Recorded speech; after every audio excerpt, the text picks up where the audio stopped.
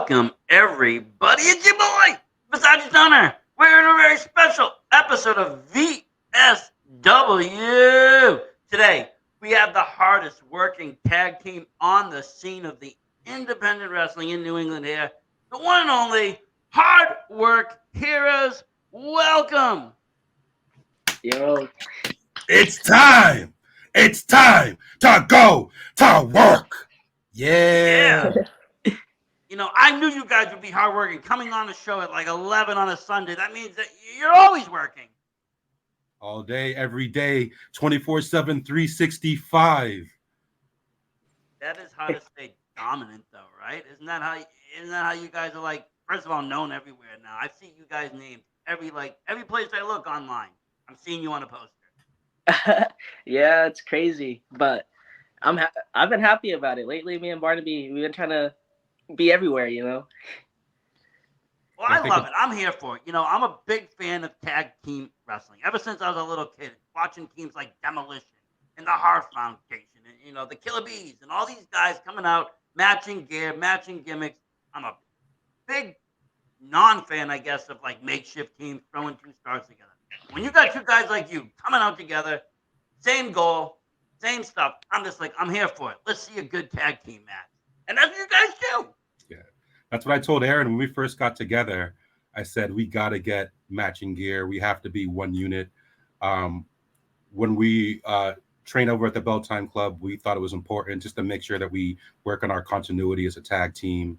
And we go back, take things from yesteryear, things that people kind of forgot about, and try to make sure that we put the team in tag team wrestling. Yeah. So you guys are coming out of Bell Time? Yeah.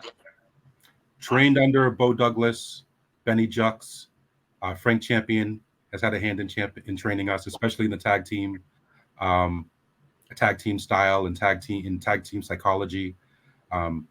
He was a huge asset to us. We still work with him. We are faithful soldiers for him over at Lucky Pro Wrestling. We just became their new tag team champions, and it's all due to Frank Champion taking us under his wing and bringing us to these higher level of exposure here in New England. And so far, especially since we got tag team gold, it's worked out. Well, congratulations on that. That's exciting. And look at, like I said, where you start. Bo does know best, and he's produced some of the hottest stars that are on the scene right now. Look at that match with Alec Price the other day in Ring of Honor, right? He came out of Bell Time. So these are the stars that are being produced today, coming out of there.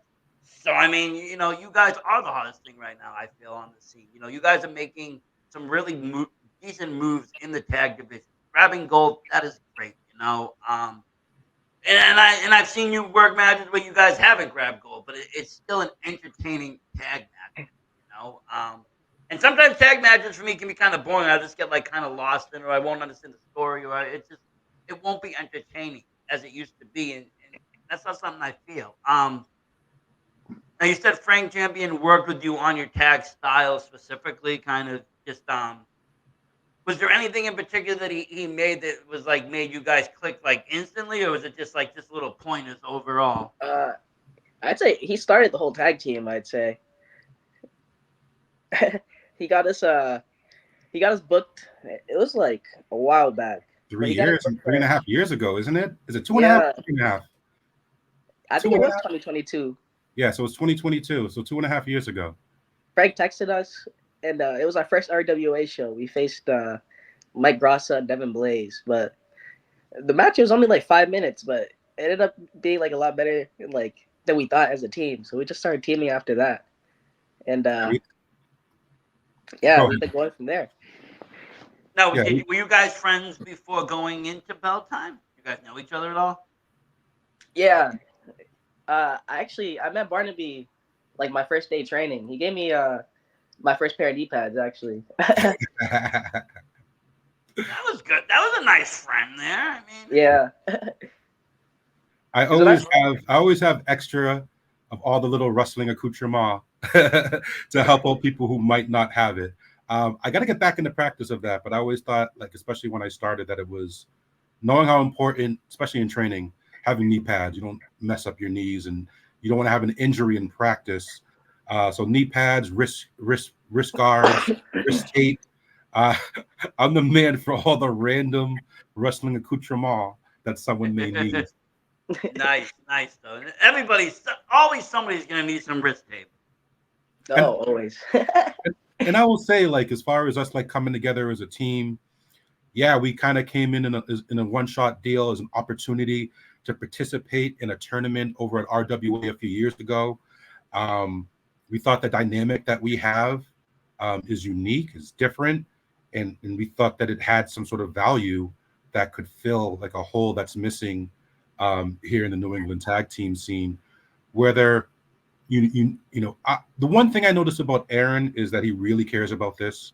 Versace, we talked about this earlier about like my want to when you see someone that's new in this and young in this, and they really care about doing well in this and respecting what this business means, you got to do everything in your power to give them a hand up. And at the time, I don't. At the time, I felt like my personality. I feel like I have some ways where I can connect with the crowd in some ways. Um, was very helpful to Aaron, and I thought that his skill as a technical wrestler, something that I fall far behind as far as he is concerned. I'm a brawler in more of my style, and I felt that we complemented each other in ways that we felt short or weren't as good as. And now we're 2.5 years later. Aaron has grown leaps and bounds as a performer. I personally consider him um, the the best kept secret in New England. Thank you, I'm bro. gonna look right in the camera and tell you all right now. Forget about Hardwick Barnaby Combs for a second. You want one of the best young wrestlers in this industry, in the effing world, you would book Aaron Cadamia. Thank you, bro. I It is appreciate it. it is the future, and I feel like um, if you're not buying stock now, best put your money up and put your money down on Aaron Cadamia because I really, Well, really that's do why I see it. asked him to come on the show now before his booking fee to do interviews is like 250, and I'm like, I don't know, I don't know if I can do it this week. But no, that's the cool thing about the indie scene. You find wrestlers, you find guys and girls that are out there doing the thing. You invest in them a little bit. You watch them. Maybe you buy some merch. You say hi. You show support, right? Because they're doing the thing. And then when they do get to the next level, you get to witness that. You get to view them. Be like, you know what? I didn't know these guys when they were doing the small thing, and now look at them. Mhm. And that's a really cool thing to be able to view that art and see people, Exactly. how they, get better and better and better. Now, were you wrestling prior to that, Barnaby? Before doing the tag, were you or did you come in as around the same time? A little bit before we teamed. So I started training in 2019 started training. Um, just Terrible time to start. yes, exactly. This is a few months before the pandemic. Um, and I'm 43 now, but I came into the game at 38 years old and just looking to challenge myself and to do something that I regretted not getting involved in when I was younger. And it's been a joy, it's been a challenge, but it gives me something to look forward to, even in personal life when times are going tough. I always have the wrestling ring to go to. I always have aspects of this pro wrestling endeavor to consider, whether it's thinking about gear, whether it's thinking about in ring style, whether it's thinking about the psychology of a match that I have coming up. When times aren't the best, pro wrestling has given me something positive and motivating and creative to kind of put my mind towards, and it's something that I'm thankful for every day. And working with Aaron and seeing his growth from the first time I seen him lock up with somebody to where he is now is like one of the greatest joys that I have as far as being involved in wrestling. Yeah, I mean, I can even say, I mean, I remember, I mean, I barely, I kind of remember some of your earlier matches, but then just like seeing what you guys even did from when I saw you, I think in like Newton, Oh to what yeah. Yeah. that show to what you just did at like NCW. Like there's been a huge progress, you know, Thank you. and that's just goes to show like you people are really putting in the work to make it hard work. I mean, and that's the part of the industry. I mean, you can't just you can't just be solid and think you're solid and go. You got to keep training. You got to keep getting better. You got to keep finding ways to be innovative and change the game and make you guys stand out from every other tag team on the division. Yeah. How'd you guys come up with the whole kind of name gimmick kind of thing for your tag team? Was it like a mutual thing? Did Frank come up with that, or just be like, hey, this is what I think you guys should rock with? How'd that work out? I I feel came like up with the. Oh, go ahead, yeah. Aaron. I feel like Barnaby came up with it, but I feel like it was mutual Yeah. because Barnaby had the hard work, and at the time I was going by your hero, Aaron Academia. So we You're put it still together. my hero. So when we put two and two together, we're like, oh, that's actually pretty cool. Hard work heroes, and then we rolled from there. And at the beginning, people shit on the name too, from our traders to some of our trading partners. But I tell you right now, as we sit here now in 2024, going into 2025, it's one of the most recognizable names in tag teams in this low, and at least in New England. And we hope that as time goes on, that we can push it a little bit further.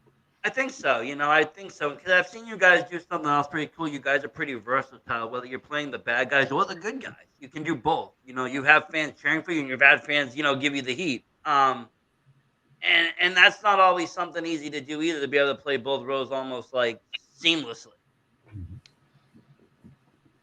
It's something I think we both pride ourselves on. Obviously, earlier on, we had a lot of comfort as far as being crowd favorites, and but we also have a little bit of fun um, doing what we want out there, taking what we want out there, talking a little bit of trash out there.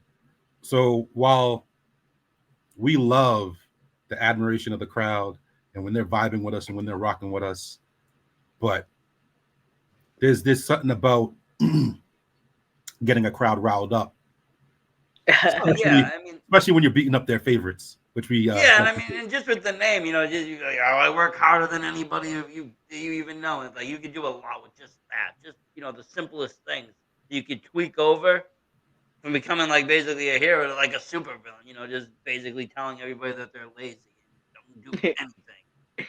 Um, kind of like how Rick Rude used to grab heat, just telling everybody they were fast slobs. you know, Yes. um, and that would just get people booing him, but the girls would be screaming. It's like, that's wrestling though. It's so subjective too. Fans just take what they want. And that's the beautiful part of it. You can just take what you want. You don't have to take even the whole show. You just taking like 2 matches, like this is what I enjoyed. Go home and sleep nice. You don't have to get all in about it.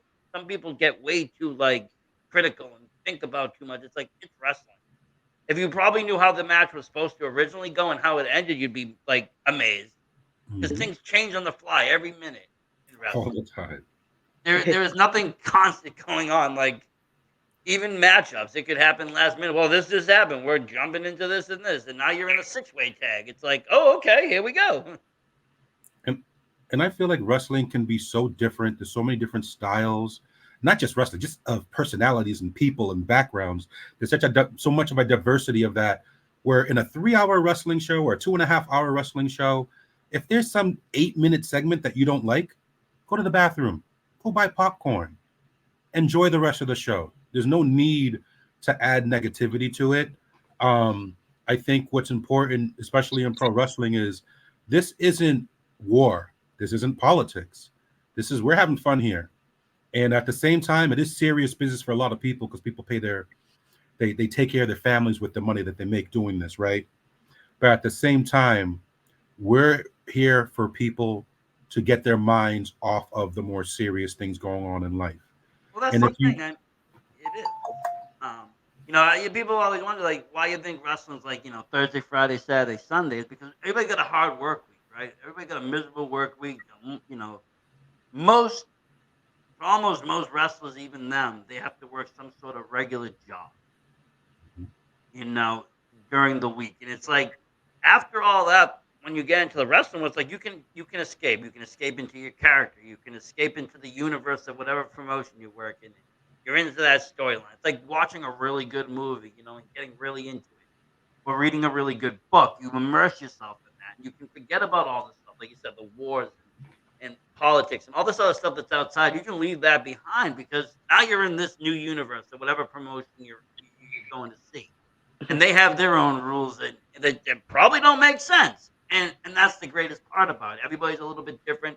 Whether you're working, like I said, Focus Pro, or you're going there, here. Everybody's a little bit different in what they have going on. Stories, tags. What's the rules? And that's what I think I also like about the indie scene. That draws me into it. Granted, I do watch some, WWE and AEW and stuff, kind of up. But following stuff, I would have to say it'd be like definitely the indie scene, because when I go to a lot of shows, I don't see the fans kind of throwing negativity for no reason. When I go on social, I don't see them throwing negativity just to get likes in that aspect.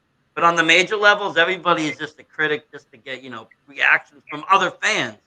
It's, or to get a wrestler to block them because they think that's cool, or, whatever it might be. And it's like, I don't really need to do that for, likes and attention. I'd rather just put the positivity where Exactly. it should go. Yeah. And It's one thing I never really understood about online internet culture is you'll have, yes, I'm a fan of many different things. I never really ever thought in my life of messaging or tweeting an artist, an entertainer, some negative comment if I didn't like a piece of art that they did or an athletic endeavor that they did. And it's just odd to me that there are just so many people out there that feel so comfortable to call someone, especially like the people that are on like national television and have millions of little kids and fans that love them, to send them messages that are hateful and rude and where your friends and family can see. It's just very, very, very odd. And And it then just, if it's not that, it's the creepy comments that are like the opposite extreme. Like, yeah. oh, we're getting married tomorrow. You're my new wife. Yeah. And even worse. And it's like, what am I going down here? What rabbit hole did I find? Um, but When it that's comes, I'll say this one thing about the internet. When it comes to the internet, just know that more than likely, if you're engaging and arguing with someone online, there's a really, really good chance that they can barely read or comprehend. So just be careful about who you're wasting your time arguing with on the internet. yeah, Sometimes I we're don't. wasting a lot of breath on people that, quite frankly, we shouldn't be wasting our time with. Well, that's the thing. A lot of people will be like, oh, it's all about the comment engagement, comment engagement. I get what comment engagement does for social media. It brings, other people can see it into the feed. But for me personally, if it isn't first of all, if it's not a positive comment, I'll go ahead and delete it because I don't need arguments. Arguments waste time. If I spend an hour arguing with someone online for over whatever it might be, that's a waste of an hour of me editing videos, or finding people to come on my show, or doing something with my son, doing something, whatever it might be. It's a waste of my time, and it's like I don't. It's not paying bills. It's not bringing in money. Me arguing with anybody isn't gonna do anything. So a lot of times there'll just be a block button or mute or bye, because who has time for that? Right, busy world, busy things, a lot going on. You want to stay competitive, you got to stay busy. Um, but a lot of people don't have time. Some people don't, and they use it. They choose to use their time poorly, in my opinion. By like I said, just sitting online. And it doesn't even have to be wrestling. I felt like, everything has its negative side now because the internet's just so worldwide. It could be, it could be Disney movies, it could be Star Wars, it could be the next, Spider Man, it could be X Men, it could be whatever it is. There'll be these haters coming on, there'll be people loving it, and then there'll be these fights and arguments. And you'll see it just over and repeat itself almost every day with Yeah. some kind of pop culture. It's wild. It, and it makes me sad because, like, I get it when it's like politics, world events, terrible things that are happening in the world. It really makes me so sad when it's Star Wars, Star Trek, sci-fi, comic books, and people are having these video games, these toxic, angry reactions Over to entertainment. entertainment. Um, Yeah, you just have to that's read the what makes, comments. yeah, Any sequel, just read the comments.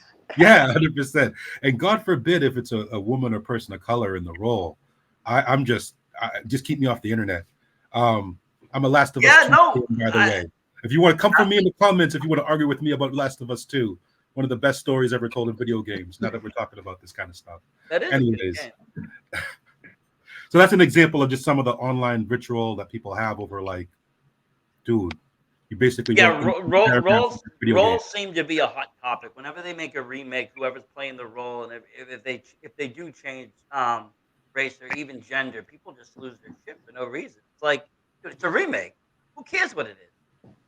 Exactly. If I had to, like, understand and be cool with Cleopatra being played by Elizabeth Taylor, everyone else can chill out about some comic book character being a female instead of a male.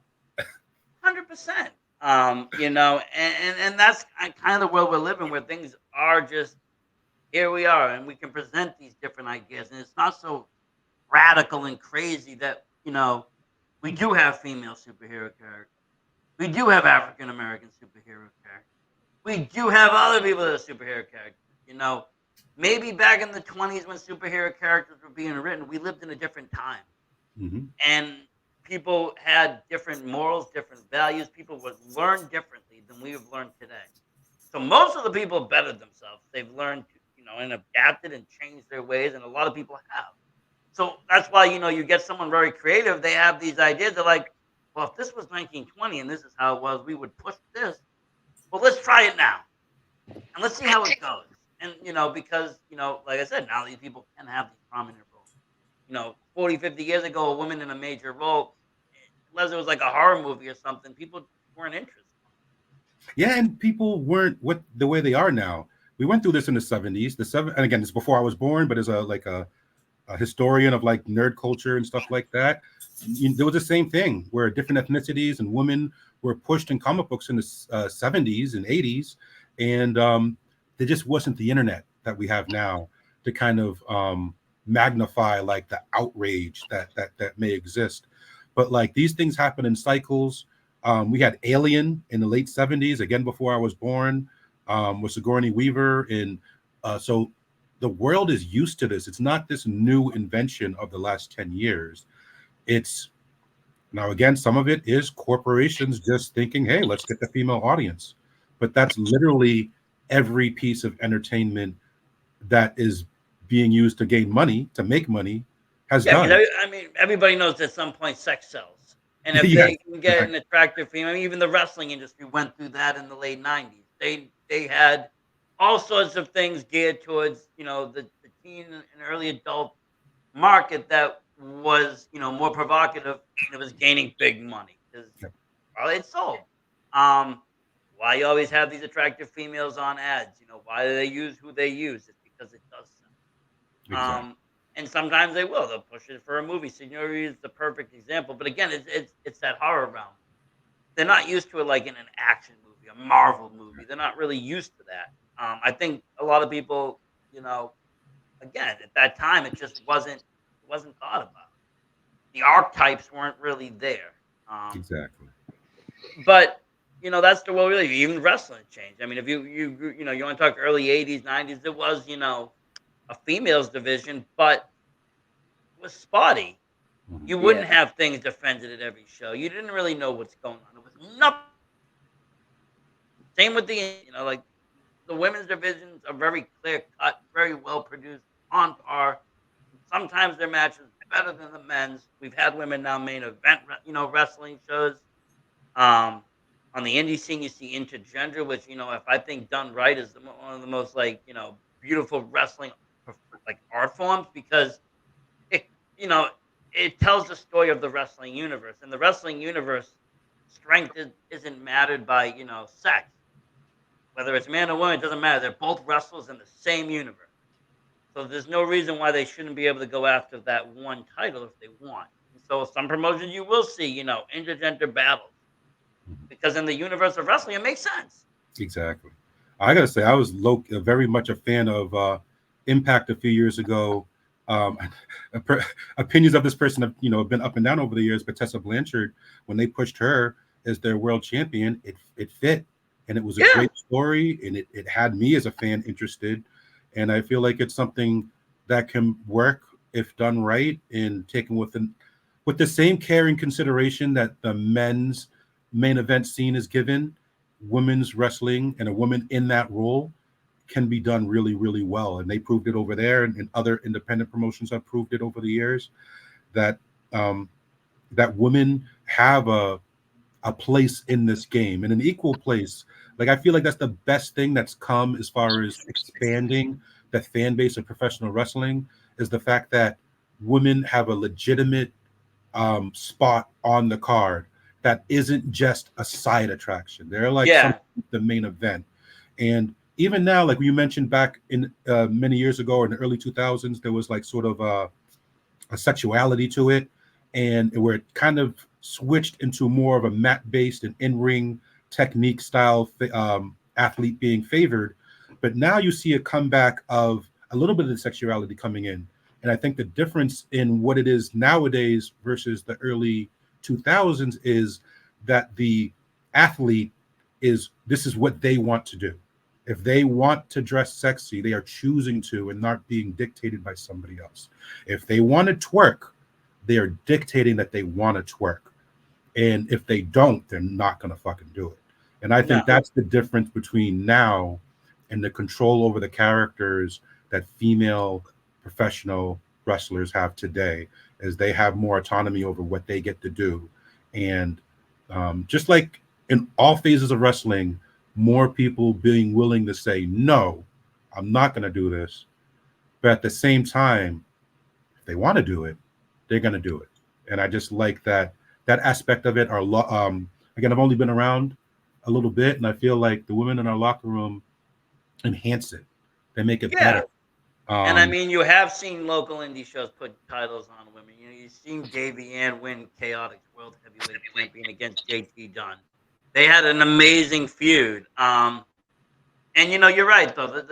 The way it's presented now is different. It also, when the sexuality is introduced, it doesn't take away from the wrestling ability or style. It doesn't dumb it down. Back in the day, it was like, well, okay, but you're not going to be able to wrestle that good because you're really just trying to take each other's tops off to see who wins, or a panties and bra match. Now it's like, hey, you guys are going to have a good fight, and then if they do something extra or something provocative at the end of the match, then it's like, oh, okay, well, that's just some spice or some attitude. But again, or it's like before, they're like use the choosing Rick to Rude do it. just to piggyback on that, using the Rick Rude example that you used earlier, it's just a part of the act, and it just they're able to weave in their personal sexuality into what makes their character work. Yeah, rather than it be the act and, like I said, dumb down the wrestling ability. But so now you did RWA. Obviously, something clicked that night because you guys are still together. Um, and you guys have been hitting the scene hard. Any matches really stand out for you guys? Uh, Earlier this year we had a match with Shook Crew at Focus Pro.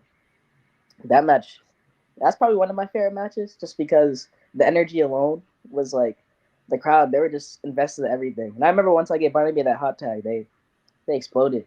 Oh yeah, that's one of my favorites. I would say I have two other ones. So that one is also one of my favorites. Um, we had a match with Poppy Guapo about almost a year ago in a street fight for Focus Oh, Pro. that was really fun. That was really, really fun. We came out on the losing side of it. Um, and they're arrogant pricks, but those two Yeah, young men are they uh, put me through a door. yeah, yeah. They, despite the fact that they put me through a door, and I do want to kick their ass in the ring again one day. Big fans of what they're doing and the growth that they've had in the past year They're plus. another team. They're another team I've seen. All the way up as like the tip top of Maine. Down to wherever they putting it out there. They're getting themselves out there. And you got to give kudos to that.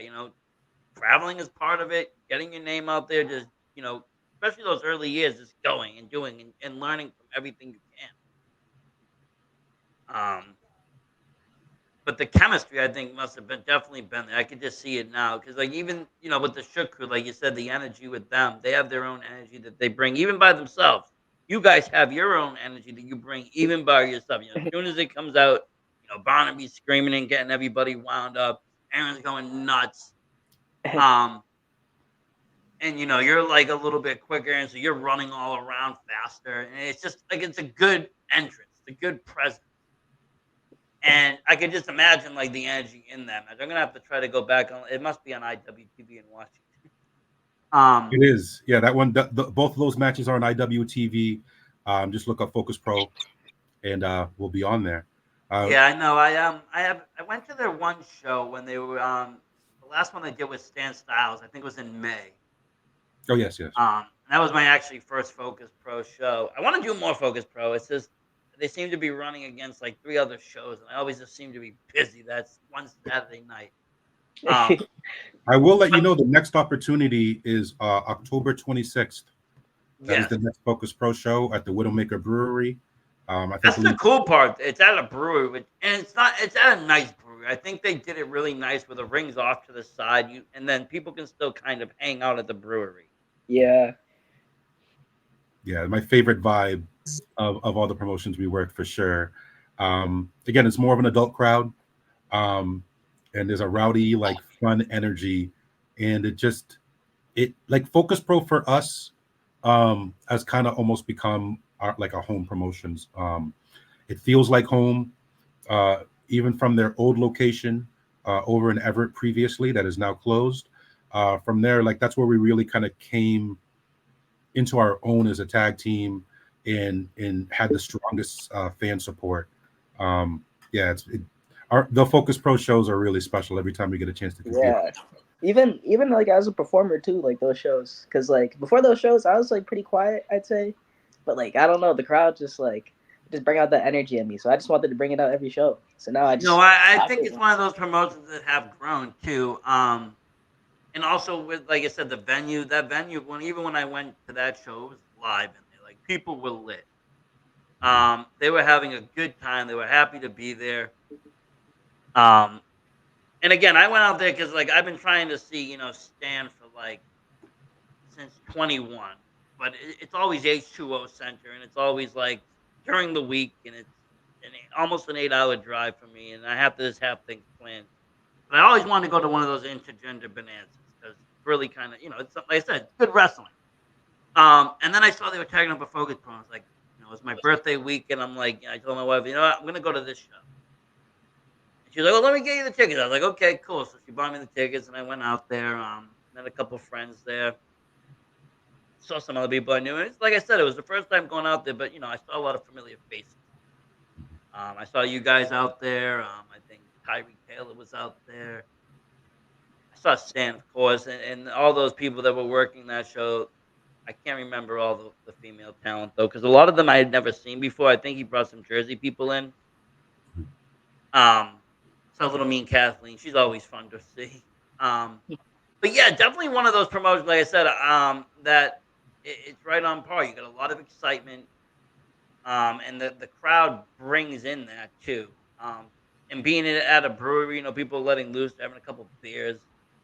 Um, and where it's a more of adult crowd, you don't have to worry about the kids so much. Not that it's adult orientated or geared towards like adults.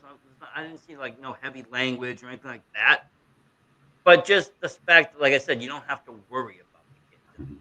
If you do something a little bit more racy, you don't have to worry that the whole front row is 5-year-olds, 6-year-olds, or 10-year-olds. You can do a little bit different things to try different things. I was really impressed though, like I said, with the setup because I've been to some other brewery shows and just where the ring is to where the bar is to where people hang out, the ratio is just like kind of all thrown off. But seeing like I said, how that I don't know if it's just a really good brewery like as an inn, but just where they have the ring there with the stage set up, and then, like I said, you can kind of walk around, and where you can still drink and hang out without being right in the stage. And it's roomy. It wasn't crowded. I didn't feel like you couldn't move. It wasn't stuffy like that. But the 26th of October for that. You got stuff sooner than that, right, guys? We do, yes. BWA, I believe, is this Thursday. Um, we're excited for that. We are facing Salem Spikes and Billy Vox. I am competing on Friday the 4th for Supernova Wrestling. Me and David Mercury are fighting over the interim 01 uh, title. That should be very fun. Um, and then, like I mentioned before, we have Focus Pro. What else do we have? Uh, uh, oh, I got go ahead, AA Ron. I got some shows coming up in for with Short Sleeve Samson and Midget Wrestling Warriors. That's gonna be fun. Awesome. Yeah, I'm going to Indiana. That's gonna be a fun time. Is this gonna be your first time wrestling out of state? No, I've done it before with the Warriors. I just yeah, I like wrestling for them. So like anytime I get to travel is like my favorite thing to do. Tell him what cities you've been to, Aaron. He's been all over the place for them. uh yeah, like this summer I wrestled in New Mexico.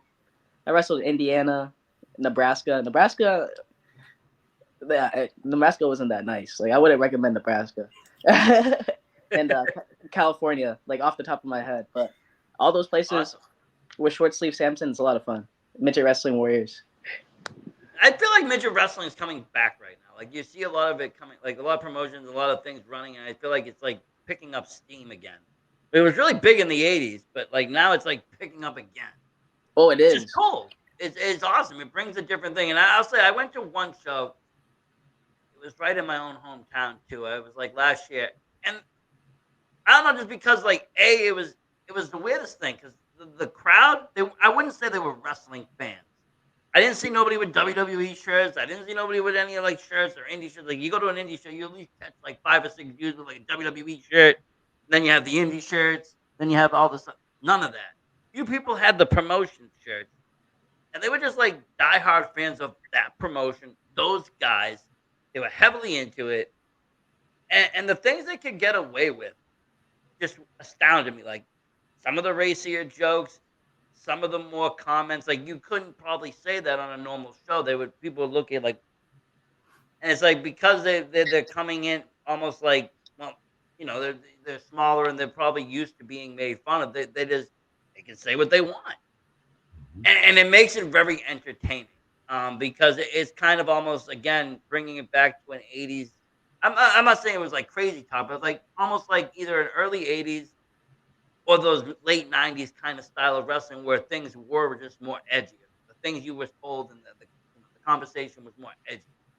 And then there's one spot where there's one of them, he just like pulls his pants down, sticks his ass right in the other guy's face. It's all over. And I saw a fan at the end of the show pay like $200-300 to let the wrestler do it to him.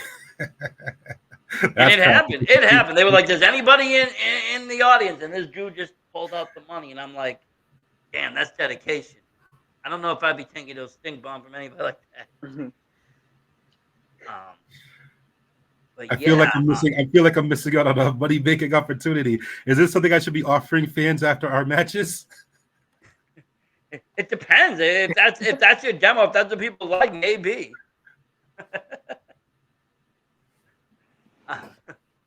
But yeah, I love to see that you guys do stay busy, and even if you're working singles or not as a tag, you guys are still on the scene doing something.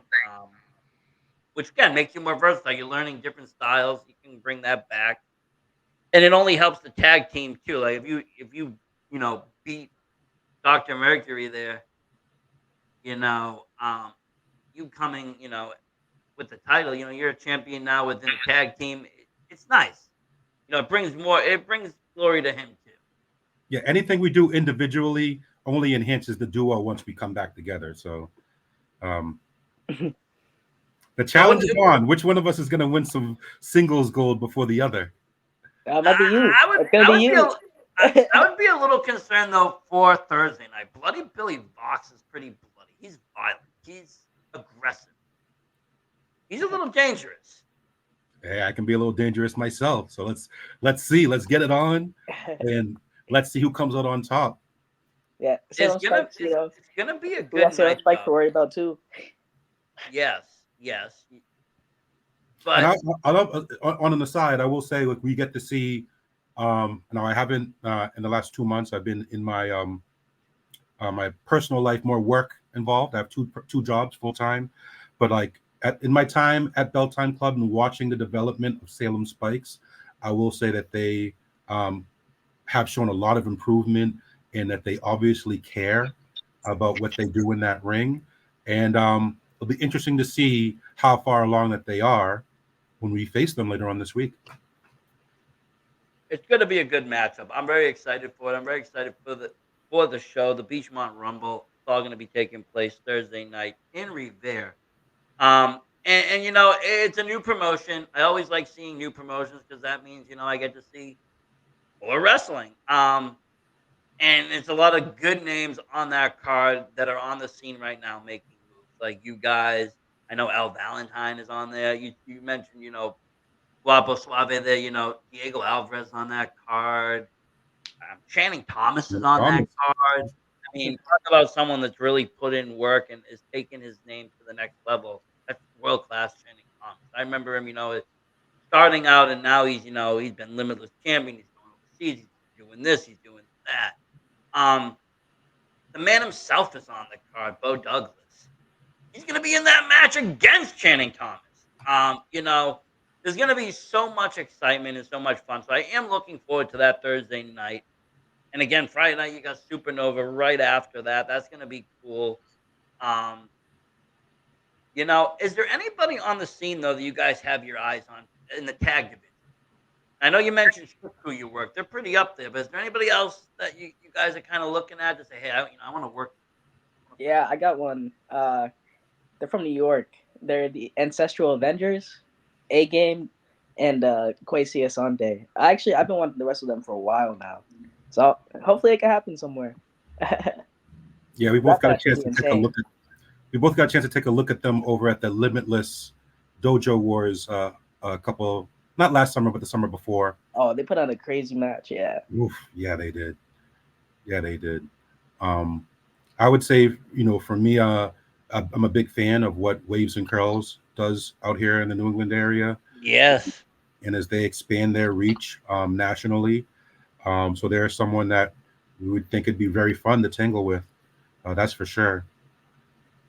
Stephen Luss, AJP. We face them separate but never together. So that's something I also want. I love That'd be Stephen good Luss. too. He is He's like another one. He is consummate just professional, bro. getting Consummate. better every year. He's just getting better and better. I mean, I remember. I mean, I honestly, if you want to go back, a dream match would probably be Hard Work Heroes versus Middlesex Express. To get Oh, P Dak and Lust against you two, I think would be really good, especially with Chad Epic screaming.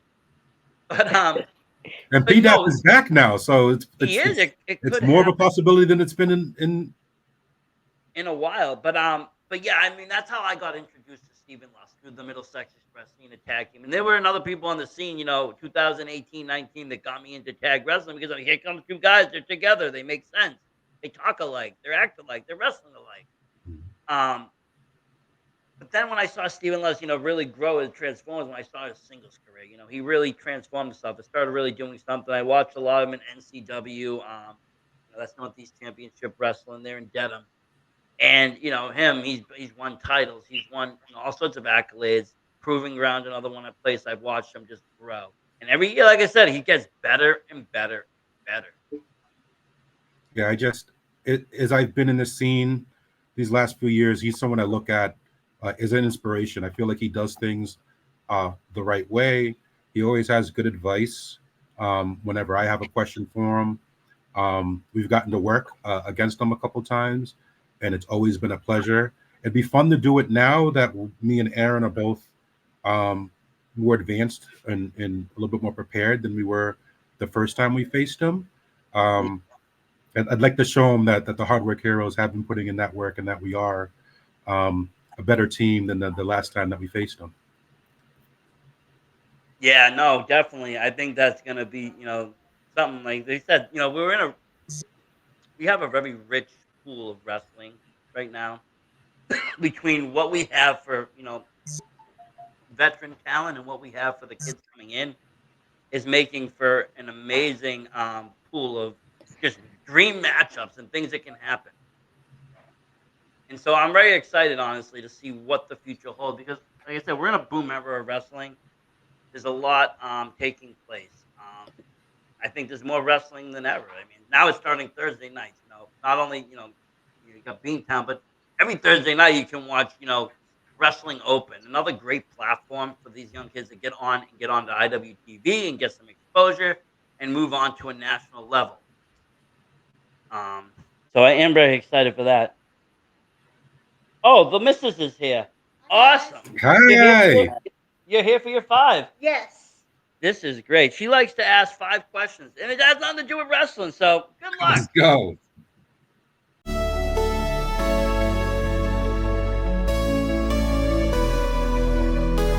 Hello. Hey. Hello. Okay, so I'm gonna do this a little differently because I have two of you. So we can either do this two ways, and I'm completely unprepared because I didn't even bring my notes. Would you like me to ask you the same questions, or would you like individual ones? You do Let's the do the same. same questions and we'll just go back and forth. Okay. Let me think because I have nothing with me. What is your favorite movie? Ooh. Whoever wants to go first can just go first, no problem. Are you ready to go, Aaron? Because I might need a few seconds to think. I might need a few seconds too. No, I'll Okay. shoot. No, I'll shoot. No, Well, I'll go. I got you. I got you. I can share. I can tell you my favorite movie. Actually, I have two. My first one would be The Little Mermaid because I love all that's Disney. Mhm. And my second favorite movie would be definitely The Hangover. Ooh, that's a good one. That's a good I one. love it. Yes. I have two. Okay, Um, go for it. 40-Year-Old Virgin is just a classic, early 2000s classic. Probably one of the best comedies. That's probably the best. No, in my opinion, it's the best comedy that's ever been made. And my second favorite, um, I really loved Fight Club as a young man. I just thought it was really, really inventive and smart. And so those are my two favorite movies, just off the top of my head right now. Okay, Aaron, Uh, what you got? Off the top of my head, I really like comedies, so I'm gonna have to say Mhm, like Harold and Kumar movies. Those movies are pretty hilarious. And also like I watched 21 Jump Street too. That movie I can rewatch like anytime. Ooh, It yeah, was that's Yes, another that is one. a good one. Definitely. Okay, my next question would be if you could interview any celebrity, non wrestling, who would it be? Ooh. Any celebrity. Yep, Um, non wrestling though.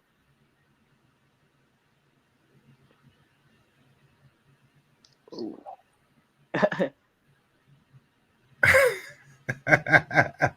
do they have to be 100% honest? Do they have to like answer all my questions? No, but I would hope if you were interviewing them, you should get all the question answered. I want to interview Diddy. I want Oh, to I want to know yes. what happened at those parties. We all want to interview Diddy and No know what relation. happened. By the way, let's get that across right now. No relation. Oh damn, yeah, that's hard. Off the top of my head, yeah, I can't really think. I can't think of one off the top of my head. All right, I'll give you a pass for right now, and at the end, if you think of somebody, just let us know. You Okay, need an answer, Aaron. my next question is, what is your favorite vacation spot? Vacation Mine? spot? Yeah, go ahead. I'd say I like Montreal. Like the whole city, the vibe, very nice. And yeah, it's just a good time all around whenever I go. I've never been there before. Definitely on the bucket list. Montreal is more fun when you're under 21. Once you hit the age of 21, it's not as amazing as you thought it was. That being able to drink at 18 is real special over there. I can attest. Back in the day, I took a couple trips out there when I was 19 and 20 years old. I But would I would say for me, my favorite vacation place is Aruba. I've been there twice. It is the most beautiful place ever. Really comfortable, temperature wise, and just a great vibe. I would have to say my favorite vacation spot is gonna have to be Barbados. Ooh. I love Barbados, and I definitely need to go back. And Another favorite spot would have to be Italy. I love Italy. Food is. Versace, do you hear that? You got to come through for your wife. He actually had to step out for a minute, but he will definitely have to hear back and definitely know that Versace, we need to go to Barbados. Mhm. Okay, what is your favorite food? Favorite food? I like Laos food. I usually cook it myself, but that's because that's the food I grew up eating. So like, it's always nostalgia Oh. food and comfort for me.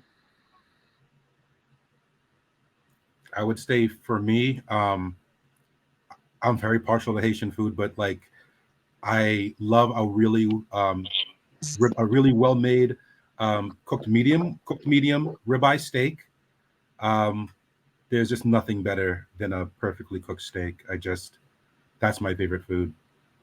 I definitely can agree to the very good ribeye. And my last question is going to be if you could ask my husband, Versace Stoner, one question, what would it be? Because he is going to hear this on the playback and he's going to have to do his own little segment and answer you guys. So now's your time to ask him anything. And he doesn't even know I'm doing this. All right, I have one already. Go for it. Who is his Who is his favorite performer uh, in professional wrestling of all time, and why? Ooh, yes, I can answer that for you, but I'm not going to. Go ahead. Aaron, Uh, what's your question? Honestly, mine I'd say his like his go-to matches whenever he gets like stoned. That's another good one. Oh, can we answer that question? Because I got a couple of those. Go on, answer it. Yeah, because like as far as like when I want to show someone what professional wrestling is, Hmm. I immediately go to now. Back in the day when I was younger, it was always Savage Steamboat, but in the modern day, I really, really, really, really am a huge fan of Shinsuke Nakamura, Sami Zayn, um, that takeover on WrestleMania weekend. I believe it was in Hmm. Dallas. I believe it was WrestleMania 32. I just love how there isn't a definitive story. Hmm. They build a story cold just from you watching. All you know is a new performers performing, and people that didn't know Shinsuke from New Japan were just being introduced to him and how they can build drama from thin air. Apparently, I just thought it was fantastic. I also go to Sasha Banks and Yes. Bailey Hmm. from NXT Takeover SummerSlam weekend. The first one, that's another one. So yeah, Aaron, which ones do you go to? Like as far as like when you want to show someone like when they ask you what professional wrestling is, and you were to go to a match that you thought would impress them, what do you go to? Oh, all I need is like I'd say it's pretty impressive, but it also just shocks them. It's like from like early like mid 2000s, Ricky Marvin versus Kenta. It's only like 5 minutes, bro. But yo, Kenta beats him up like so bad, and at the end he punts him right in the head, and it legit, I think he actually punted him. But that match, I show him, and like you can hear like the stiffness of the strikes, and they would be like, "Oh shit!" And it's only 5 minutes. But the thing they did in 5 minutes, bro, it's crazy. Okay, do we have any more questions for the husband? Because there's a lot of layers to him that you wouldn't think, but there is. Trust me. My Like question. he's really into video games and he's really good. Like he plays video games with our son all the time. So like give him another question because he needs stuff to keep him busy. He's gonna be shocked that we did this. And we touched on it earlier. I joked about it earlier. I love the Last of Us video game series. The second one, I know like we talked about it earlier. We touched on it briefly, like how the story is divisive to people, but I just think that it's genius in the way that we play these video games, right? And Yes. as these video game characters, we kill two, three, 400, sometimes thousands of people in the 20 some odd hours, 30, 40 hours we play these video games. And yet we never think of them as people No. with families and with situations, even though they're henchmen for an evil bad guy. That's all we Mhm. know. We kill these massive numbers of people. And I feel that video game, The Last of Us Part 2, really made us think that people that we automatically assume as enemies sometimes are just regular people trying to live their lives. Sometimes it's just, I'm a military veteran. It's something that Um, Thank you for your service. Thank you. That plays in my heart. I was in the Air Force, so a chair force member. I was behind the desk most of my military career, so I try not to trumpet it too much. But again, being in that situation made me think of the people that are on the other side as your combatants. Mhm. We like to vilify these people and make them look like monsters, but sometimes they're just human beings trying to survive and take care of where they live and their family, just like we would. And I feel Exactly. like going back to video games, playing that game really made us think about that concept. And I feel bad that some of the fans of that were too blinded by other aspects as opposed to the real lesson they were trying to teach us with that. And I am very thankful that I was able to experience that in a piece of media the way I was able to with Last of Us Part Two. So I would like, with that being said, as far as how I explain my personal favorite video game, I'd love the Versace to kind of um, tell us what his favorite video game is and why it's his favorite video game. Okay, Aaron, do you have one more question for Versace? Oh, Before I hand the show back over to him, because he is back in the studio, but he's off camera right now, because I want you to be able to ask your one final question. off the top of my head, I don't think I do actually. All right. I actually have one question. I need to know if we have your shirts in the house, because if we don't have tees that represent you guys, then we need them. And we also need one for our little guy because he absolutely loves you guys. I'm Uh, glad you mentioned that. If someone out there that's listening to this podcast can help us with getting some t-shirts produced, Yes, hit us because you up. guys are fantastic. Definitely hit us up. Alrighty, I'm gonna turn it over back to my husband, Versace. And thank you guys so much. We love you. We're Thank thank so you. you. glad you got to join the podcast. Bye. Bye.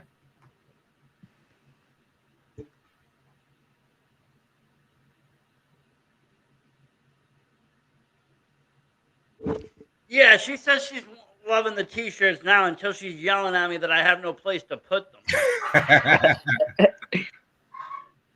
Um, but no, it's true. I do like the merch. I'm a big into t-shirts, especially. It was something that I was how that all transpired was in 2020 during the pandemic. Again, now granted, I watched wrestling a lot in my life, but I took some time off, and life got busy. And in around 2017, 18, watching pro wrestling, and I started to hit the indie scene, and I started to watch a lot of the indie scene. And then I kind of got in. My first show I went to was NCW in Dedham. And I started to go in. Then I saw Beyond. I saw these like national televised guys like Orange Cassidy and stuff on the indie scene, working other people that I know. So it was like it got me really into it. I started really meeting people and stuff, and then the pandemic hit. Boom, flat. 2020 dead. Everything is all my people that I knew that were going to WrestleMania weekend to do different shows. Now they're sitting home. So I started doing like a thing where I was like, okay, once a week I was like, you have a pro wrestling tees, um, you know, account.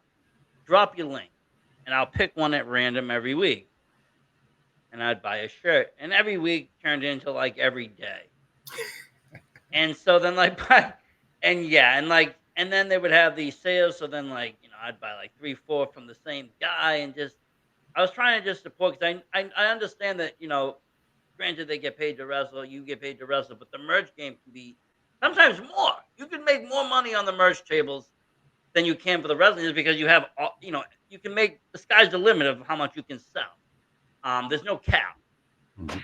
but to lose that extra revenue is kind of like you guys weren't being paid to stay home from indie wrestling. Nobody was paying guys to sit home to not work shows every weekend. So anything they could do online, whether it be sell merch, whether it be any of that, it was like let me do what I can try to do. Plus, it was people that at the end I ended up I do have a few shirts from people that I have no idea who they are. They're not even from like this area. Some of them wrestled from the West Coast. Some of them wrestled from Texas. But for the most part, I ended up with good shirts that of people that I see, and I would go always, hey, look, check it out. But yeah, that has always been something that's also cool for me is the merch that indie wrestling kind of brings to the table. being an 80s, 90s kid, I was really into the magazines, the trading cards, all this stuff. And you're kind of seeing a resurgence of that. Trading cards are coming back. Proving Ground puts out trading cards, and Avenatti does a lot of the trading cards for the other promotions too. And it's cool to see these guys and girls on these, cards. And not to mention, some of them are worth a pretty penny. Like I was seeing like a graded MJF from like whenever in the Limitless series. It's worth like 5K. Ooh, okay. Yeah, like that's a pretty nice chunk of change for something you probably bought for $5 at a Limitless show back in the day, not knowing. Um, Magazines I've seen it coming back. I even put my own magazine out every year. I do an awards issue. Last year I did my first one. This year I do my second. You guys are actually up for Tag Team of the Year awards. Yeah. You guys are actually up on that scene this year. So that would be exciting too to do that. But these are things that like I just said, like to bring me back to when I was a little kid. That brought me what got me into wrestling because back in the day it wasn't show. Weekends weren't filled with wrestling. You had wrestling like you had the Royal Rumble, and then you had to wait till Mania, and then you had Yes. to wait till SummerSlam, then you had to wait till Survivor Series, and that was it. Yep. And it was magazines and all these other things that kept you going in between. Weekly shows didn't really start. Raw didn't start till '93. I mean, even when you had Saturday morning superstars, it was squash matches and maybe one match with mid carders. But like, yeah, that was all your real big exposure was just the 4 or 5 pay-per-views every year. I guess Even King of the Ring made it 5 back in the late yeah, 90s. but Um, even early Raw was all just enhancement talent against superstar, and then you get your one main event. And that would be like your showcase match. But again, everybody waited for those 4. It wasn't every month. It wasn't every other. It wasn't 3 times a week. There weren't 3-hour shows. Raw was an hour. yep. The Saturday morning shows was an hour. These things were only just very short. So to get your fill of wrestling, like I said, you had to read the PWIs, and then you can learn about all this stuff that was going on in all the other territories across the country. Because if depending on what TV you had, that determined what you could even watch. I knew people that didn't get access to WCW. Mhm. I Even on cable, as a young kid, I didn't get the TV access. I could only order the pay-per-views. But like I said, we're wrestling is in a place though that I'm very happy to say, and I can be proud of it. I can look at wrestling right now and be proud of pro wrestling. Um, what is doing locally, nationally, even internationally. I talked to people the other day. Starbuck. He runs Slam Wrestling in Finland, and just his story of he trained with Stu Hart and went to Finland and started pro wrestling there, and basically they had no wrestling until he came, and now they have Slam Wrestling. Just hearing that how big that these Nordic countries are now getting more and more pro wrestling on the independent scene, and other countries across Europe are getting more and more dominant. You see Germany kind of having a lot going on with WXW. Japan is even resurging again with even more promotions, not just New Japan anymore. They got so many more now. There's becoming again a worldwide phenomenon, and it's great just to watch it all flourish. yeah, it is. Um, I'll be remiss if I didn't say before we left. Um, Me and Aaron have a lot of people like to thank just for the position that we currently have here today. None of this happens without Bo Douglas and his tutelage and his school and his years and years of advice and guidance as we've gone through this. Um, Benny Jux has always been a great resource. I mentioned Frank earlier. Um, Young athletes that have been around at the beginning for both of us, Channing Thomas and Alec Yeah. Price were always so positive and always so great to us earlier on, and even down to like the promotions that bring us in. T Phoenix over in RWA, Randy Carver over at Limitless had brought us in for a couple stops over at Let's Wrestle and a couple of their tapings, and Shay Cash, um, who took us under his wing and helped us grow over in RWA. And I'm sure I'm missing people. You know, pardon me for any of that. I'm just kind of going off the top of my head and just want to make sure that those people we pay homage to. Um, when you talk about me personally, I wouldn't be involved in wrestling without one of my close friends, Drew Kazoo, who does commentary over at Testa Strength. Alex Rojas over at Testa Strength has always been a positive supporter of the Hard Work Heroes, and it's a beautiful, beautiful thing. This wrestling thing is this community that we're in, and it's just a blessing to even have a little piece of it. And I just want to just before this interview wraps up, is express my gratitude to all those people, whether it be um, big pieces of advice or just little nuggets of advice. Every little thing that went into making each of us as individuals and together as a tag team a success. I just want to take this time to thank each and every one of those people. Me too. Thank you. That's great though, and you're right. W- any journey in life, you kind of you get tidbits. Some are big lessons, some are little lessons, some are just miss lessons. But you take all that in, and that's what makes you and brings you to the experience you are today. And there's nothing wrong with paying homage or saying thanks to the people that help. I think people don't say thanks enough to the people that help them sometimes. We live in a society where sometimes people just they forget it, or they just it's not cool to say thank you to the people that help. For me, I think it is. I think Barnaby just cut out, but he should be back hopefully. But you're still here, so that's good. At least I know the feed didn't cut out. Oh, here he is. Yeah. We're back. I was saying, you're back. I was saying, I know you couldn't go far because Aaron's still here. At least it wasn't the feed. But maybe people sometimes don't say thank you enough, or they don't want to because it kind of hurts their pride or the ego. They want to think that they came up all by themselves, or they did it all by themselves. Publicly, not behind the scenes. Behind the scenes, everybody's all thank you, but publicly they'll say, oh, I did this myself. And it's like it's cool to say thank you. It's okay. You can show homage to these people because you by you also doing that, it's also showing people where they can start. Like if somebody wants to get into wrestling right now, you could say, well, head over, give Bo Douglas a call, check out Bell Time, see if it's for you. See what they can offer you. Exactly. You can vouch for people. You can do that. People can hear this interview and say, well, he just named a bunch of great guys in the industry. I should follow around with those people. Um, it's many benefits to it, but no, definitely that is great though, honestly. And just like I said, just seeing you guys how you have come up, I'm really excited for the future of the Hard Work Heroes. Me Thank personally, you. I'm a fan. VSW is a fan. We are supporters. We love it. We love it all. Before we do wrap it up, where can folks find you on social media? You can find me at Hard Work Barnaby Combs on Instagram and Facebook and Twitter. You can find Aaron at Full Metal Aaron on Instagram.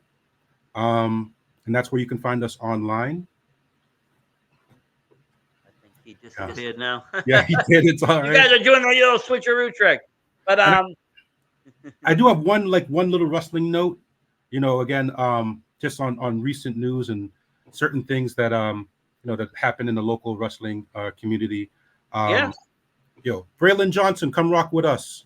Come rock with the Hard Work Heroes. If you need to step away from the politician, you got some people over here that'll treat you with respect and put you on a winning team. So Braylon Johnson, come rock with the Hard Work Heroes. There's a lot of mess out there that you don't have to mess with or deal with.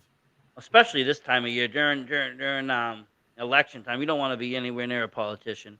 Yeah, 100%. That's for sure. And Stay certain out of that politicians, drama. and certain politicians for sure.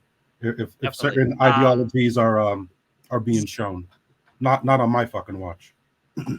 Hey, you guys could always take on another person. Always Um, can. Yeah. Hard work heroes. yep. Like I said, I'm a huge supporter. I can't wait to see you guys match on Thursday night again at the Beachmont Rumble VFW there in Revere, Massachusetts. Doors open at 6:30. I believe showtime is at 7. And again, Supernova after that the next night. And again, the rest of the year. Year's not over. Mhm. I'm sure we'll Still more see to you come. at WrestleFest. I'm sure we'll see you at a few other of the end year shows that take place. And again, Shout out to focus still. JC over I'll tell at JC NCW. right now. I will call JC Marks that you need hard work heroes right now. Um, he's probably watching this. And That's our dude. I love JC. he's a good guy. My bad for missing you earlier. You're my dude. Thank you. I have to thank him. Like I said, he was the first indie show that I walked into, and I was just amazed that indie wrestling has changed. When I first walked in, there was no name, guys. Just I was there to see Honky Tonk Man and get my autograph from the One Up. When I walked into indie wrestling, I saw a show, and every wrestler had a part. And there was no enhancement talent. Everybody was a wrestler, and they had these cool gimmicks. And people like Dick Lane and stuff come out colorful and fun, and it brought wrestling in a different light for me. It was like, oh wow, this is what I liked when I was a kid. Like it was really inspirational that made me want to go back and watch more wrestling, go to more shows, and get into other promotions. I'll always be grateful for NCW. But thank you guys very much. It's been a pleasure, honestly. It really has. Thank you for having Um, us. Thank you. anytime, and like I said, we will keep everybody up to date on all your hard work out there. Yeah. But again, thank you. And thank you everybody at home for watching and tuning in to this special episode on this Sunday. We're having a great time again. And as always, support indie wrestling. Versace Stoner out.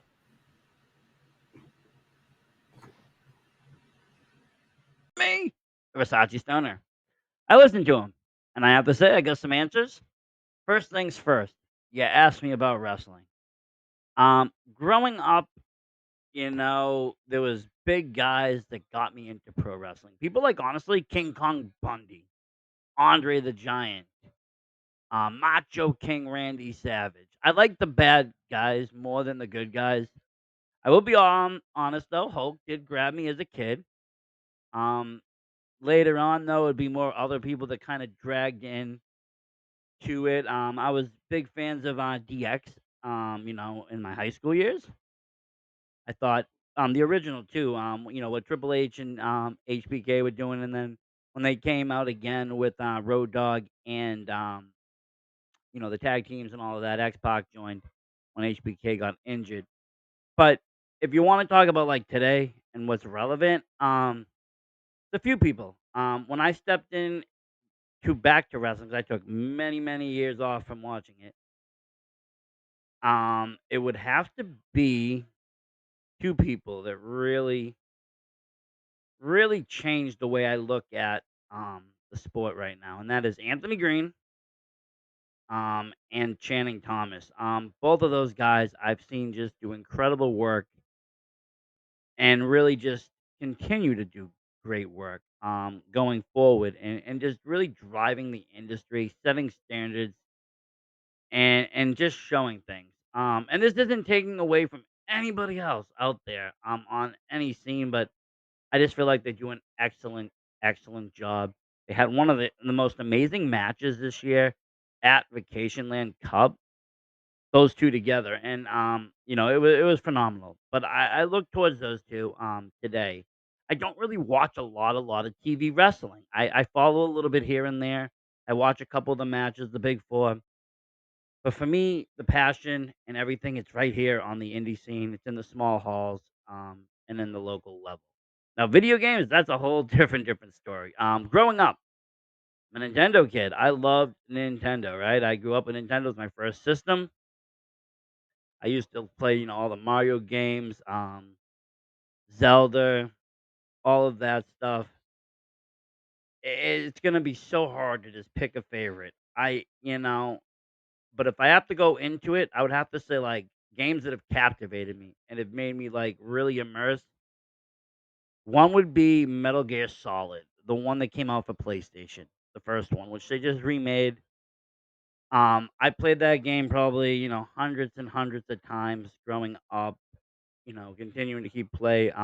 Before, even funny thing, before like, all this streaming was a thing, I used to actually record gameplay via a VCR and a blank tape and that was one of the games that I did.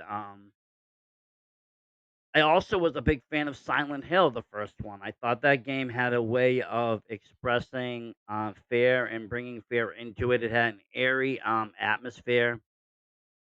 Not all the horror games can do that. And these are early horror games. New games, I mean, I play a lot of games. I enjoy a lot of games. I enjoy like Dead. Dead by Dawn, Dead by Daylight rather, you know, bunch of different survival horror games. But these are the games that, like, again, I remember sticking in my head. Today I play what's out there, whatever's out there. Me and my kid, we play Fortnite. He loves Fortnite. We play Roblox. He loves Roblox.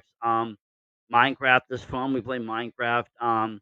He's got well, we both taught each other things. He watched a lot of YouTube, so he sees these other things, and I'm an old school player, so I played back when it like first came out. So I showed him what I knew. He showed me what he learned. Together, we did some cool things. We do like to do gaming. We do like to do video games together. And we do have like a little Twitch, and sometimes I put the videos to YouTube, and sometimes we just play for fun. Sometimes I get my wife to play. We played some video games. Um, not she likes more like the trivia, we like the trivia or the what is it the Jack games. They're like different kind of like games that you hook to the Xbox, but then it goes to your phone. Jackbox. But yeah, gaming is part of what I do. Funny story, originally with VSW, it wasn't gonna have anything to do with anything that you see.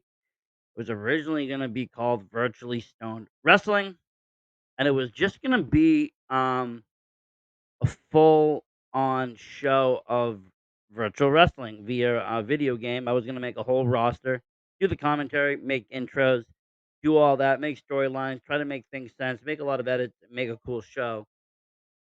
And I did a bunch of them, and I kept going with it, and then I got into like doing other things, and I started meeting real wrestlers and stuff, and going to the, like I said, the indie shows. But originally, that's where it all actually started. So yeah, if you guys are gamers and play games, hit me up. I'm always down to play multiplayer games as well. And yeah, thanks again for coming on. Thanks again for putting me in this seat. Normally, I don't get to ask or answer questions. I'm always the one asking.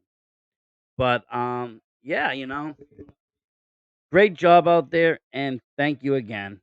Versace Stoner out.